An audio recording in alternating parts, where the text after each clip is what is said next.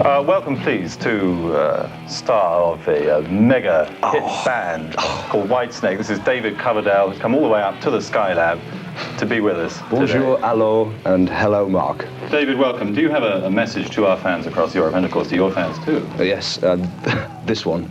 Slide it in, slow and easy, whatever. We'll come on to slide it in a moment. You have just come back, not quite just come back, but you came back a few weeks ago from Rio, where you were appearing in Rock in Rio. Or Rock in Rio. Or Rock in Rio, as they say down there. Now, what happened there? Well, we played to 342,000 people who went totally loopy. One of your smaller audiences. Yes, it was wild. I mean, it was incredible. We're going to be showing, well, hopefully utilising some of the video stuff from that for a sort of a snippet video cassette, presumably released in the summer. Did you play more than once? I mean, they had. Yeah, we opened the first day show, and the day before the end. It was bizarre because we had taken over 2 hotels completely. Like George Benson next door, you know, and they tried to keep sort of the hard rock or heavy metal groups out of the way of James Taylor and stuff, and they ended up making more damage. It was wild. How do you account for the incredible popularity of heavy metal music right through Latin America and in weird Indonesia? I don't know. It's like the Beatles said years ago, if they could work out why they were so successful, then 4 of them would have become managers. You never know, but it's not a fashion music. And also, to be honest, I don't think of myself as a heavy metal musician. I've been in the business now for 15 years, promoting the premise of hard rock or rhythm and blues. Apart from this sort of makeup, and it's the only thing I will ever sort of adorn myself with, and the odd earring. It's just, it's great physical and emotional release for people, particularly in depressed areas, industrial areas. It's very accessible for people to identify with and have a release along with the musicians. The majority of hard rock musicians are basically working class. Mm-hmm. You were brought up in Yorkshire, in the yes, a Yorkshireman. North of England. You've lost some of the accent there. It's Californian Geordie, I think. So. But it's been 15 years or whatever since then, and I did go to a relatively good school.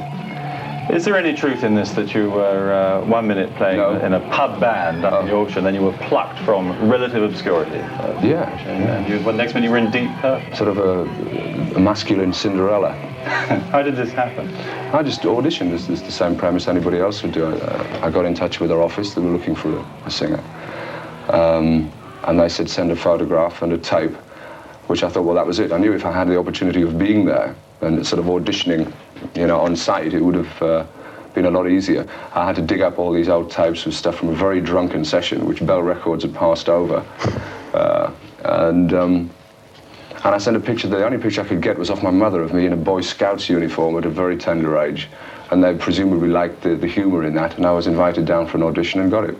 Did anybody ask you to shave join, morning, yes. to shave this morning? Yes. And someone's sticking their finger in. Did anybody ask you to consider having another crack with Deep Purple, with the reunion? It's been, for the last like 4 or 5 years, there's been all these things. Cinzano wanted to do a Purple on the Rocks drink and all this, and have a festival in some Canary Islands or whatever, and just do a whole promotion thing for huge amounts of money. Because Purple still generate a lot of album sales now, particularly with the offshoots, when younger people are coming into the audience and being turned on by Whitesnake or Rainbow, or were Rainbow. Then they'd sort of look to the history of the band and pick up on Purple. So there's a continuing ticking over of the Purple stuff. And unfortunately not stuck for money. No. So it wasn't a case. I'm totally happy artistically and commercially with the way Whitesnake is. And I've got no desire to go back and be some kind of cabaret artist, you know, singing songs that I wrote 12 years ago. That was Love Ain't No Stranger, and the video made in Francis Ford Coppola studio in Los Angeles. Yeah, that's right. It's a place called Zoetrope. We took over the place for 2 days. And Frankie Baby allowed us to rehearse there for a further 4. Prior to an American tour, so it was quite handy. Do you enjoy making videos?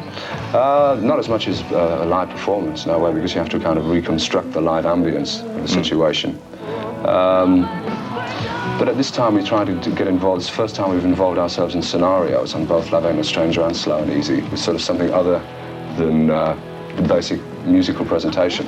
And if anybody's trying to work out what either storyline means, forget it, because it's just, you know, images. I mean, I wrote the songs and I don't understand them. We are about ready for a new album from White I certainly Snake. hope so, yeah. Things have been put into a bit of a freeze situation because we came back from Hockenheim to Cozy Powell joining the dreaded remains of Emerson, Lake and Bullwinkle or whatever. Just rumoured to be featuring Eva Gabor. I don't know. Cult status in Switzerland with Green Acres. Grüne Acres, whatever Acres would be in German. What is the lineup now of White Snake? It's John Sykes on guitar, Neil Murray on bass, and Mrs. Coverdale's little boy on vocals. We're not going to make a decision on a drummer yet because I'll be leaving with John very soon to the south of France to write the actual next album, also correlate all the bits that we've sort of built up over the last 6 months. Where did you plan to record that? We were initially going to Polar Studios in Stockholm. Does that get Sky Channel? Yes, they do indeed. Well, fine. I might even go there. I'll only go to places where Sky Channel is going to be. A bit cold at this time of year, probably. Well, we're there to work. I mean, the thing is, if you're going to do this kind of thing, if you go to a fun place, it'll usually take you twice as long or 3 times as long to finish the album. And it gets very, very expensive. There's no reason why a rock album shouldn't take like a month maximum recording the basic things and 2 to 3 weeks maximum mixing. You have beside you a frisbee. A frisbee, yes, which has "Slide It In" written on it, and a picture of a girl with a snake. With terrible arthritis. 17 years old from Munich, first modelling assignment. The reason we couldn't use any more of her face was she fainted as the snake went down her dress. We got 2 snakes because one was, we thought one might get tired. We didn't anticipate the model would faint, so we had to get another one for another model for the back. This is Slide It In with remix versions of all the tracks. Yeah, this is a US version that went out and has been wonderfully successful over there. Remixed by Keith Olsen. Yeah, that's right, who's responsible for many things. Available at good record shops. Yes. This is, we're releasing it here as sort of public demand because the situation, it's been on the hard rock heavy metal charts, like import charts for 6 months. And there's no control that we have over this, people sending the stuff in. But kids are paying like 10 or 11 pounds for it, it's out of order. So now they have a choice to pick up on this or whatever. But it also features John Sykes and Neil Murray, whereas the normal European one doesn't. David, thank you very much for coming in. Good luck in south of France, getting some new tracks together for the new album, and I'm sure we all look forward to hearing them. Do you have any sort of date set for release of a new album? Well, initially it was going to be June the 1st, which is totally out of the question. I'd like to think the end of July, August would be great. David, thanks for coming in. Have a good time in the south of France. I'll say goodbye to you now, and we'll go out looking at Slow and Easy. Thank you for your hospitality.